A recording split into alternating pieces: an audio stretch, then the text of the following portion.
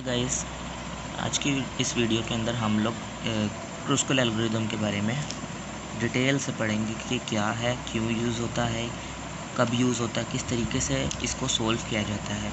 हमारे पास एक अदद ग्राफ मौजूद होता है, उसके अंदर हम लोग क्रुस्कल एल्गोरिदम को फाइंड आउट करते हैं। जिस तरीके से हमने प्रीवियस वीडियो के अंदर प्रिम्स एल्गोरिदम के बारे में डिस्कशन की थी, इधर हम लोग क्रुस्कल एल्गोरिदम के बारे में करेंगे। अच्छा, मैंने एक बात का ख़ास ख्याल रखा है कि प्रिम्स एल्गोरिदम के अंदर जो हम लोगों ने ग्राफ यूज़ किया था, सेम ग्राफ हम क्रुस्कल एल्गोरिदम के लिए भी यूज़ करेंगे। अच्छा, सो इसके अंदर हम लोग क्रुस्कल एल्गोरिदम के अंदर हम लोग जो फोकस कर रहे होते हैं वो होता है एज के ऊपर। एज के ऊपर फोकस होता है। जितने भी हमारे पास एजेस मौजूद होते हैं ना, उनके अंदर से जो लीस्ट एज होता है ना, उस एज को हम लोग काउंट करते हैं और बनाते जाते हैं। जिस तरीके से मैंने यहाँ पे ये किया कि मैंने हर एज को अलग-अलग करके लिख लिया, सेपरेट करके लिख लिया है। डी सारे एजेस को मैंने लिख लिया और इसके अंदर मैंने एक बात का ख़ास ख्याल रखा है कि एक भी एज विजिटेड एज रिपीट नहीं होना चाहिए। अगर किसी एज को मैंने विज़िट कर लिया हुआ है तो वो उसको मैंने दोबारा से विज़िट नहीं करना। मैंने अगर ए से लेकर बी तक वाले एज को विज़िट कर लिया है यहाँ पर, तो कभी मैं बी से लेकर ए तक दोबारा नहीं आऊँगा। बी से लेकर ए पे दोबारा 9 नहीं लिखूँगा, फिर वो 2 टाइम विजिटेड हो जाएगा और मैंने सिंगल टाइम विज़िट करना है। सो मेरे पास ये सारे एजेस आ चुके हैं, जिसके अंदर हमारे पास 2 वर्टेक्स हैं और बीच में एक एज है। अब हम क्या करेंगे, यहाँ पे कंपैरिजन करेंगे हर एज का दूसरे एज के साथ कि कौन सा एज जो है छोटा है हमारे पास।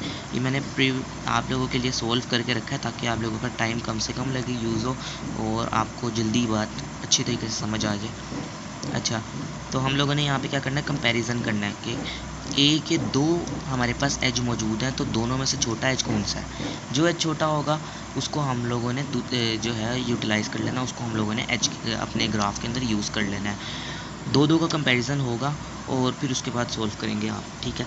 अच्छा, इधर तो हमारे पास ए के हैं 2 एजेस, इसके अंदर से 9 4 में से ये वाला एज छोटा है ए सी हमारे पास इस सीक्वेंस में आ रहा है, तो हम लोगों ने इस सीक्वेंस में ए सी को लिख दिया।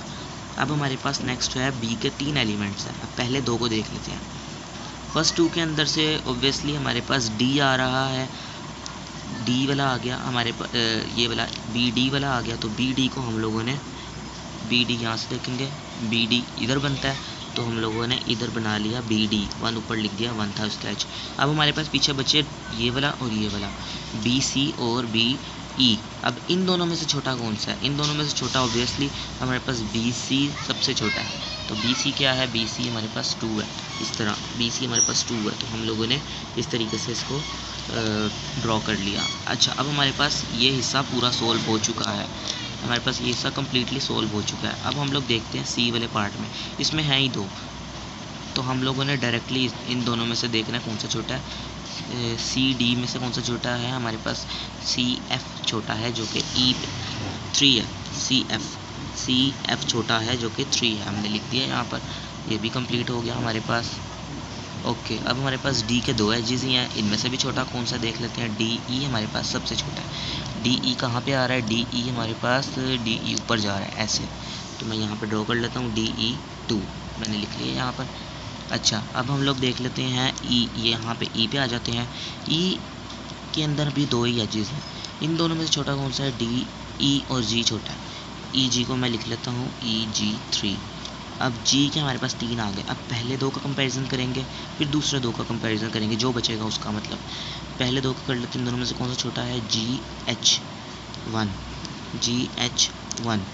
अच्छा, अब हमारे पास बच गया ये और ये दोनों एजेस बच गए, जी आई बच गया और हमारे पास बच गया जी आई बच गया और हमारे पास बच गया जी एफ तो आ ही नहीं सकता हमारे पास ग्राफ के अंदर। और हम लोगों ने देखना है आई को हम लोगों ने अभी तक विज़िट किया या नहीं किया, क्योंकि मैंने आपको बात की थी जिसको हम लोग विज़िट कर लें उसको हम लोगों ने दोबारा से विज़िट नहीं करना। सो आई को हम लोग अभी पेंडिंग में रख लेते हैं।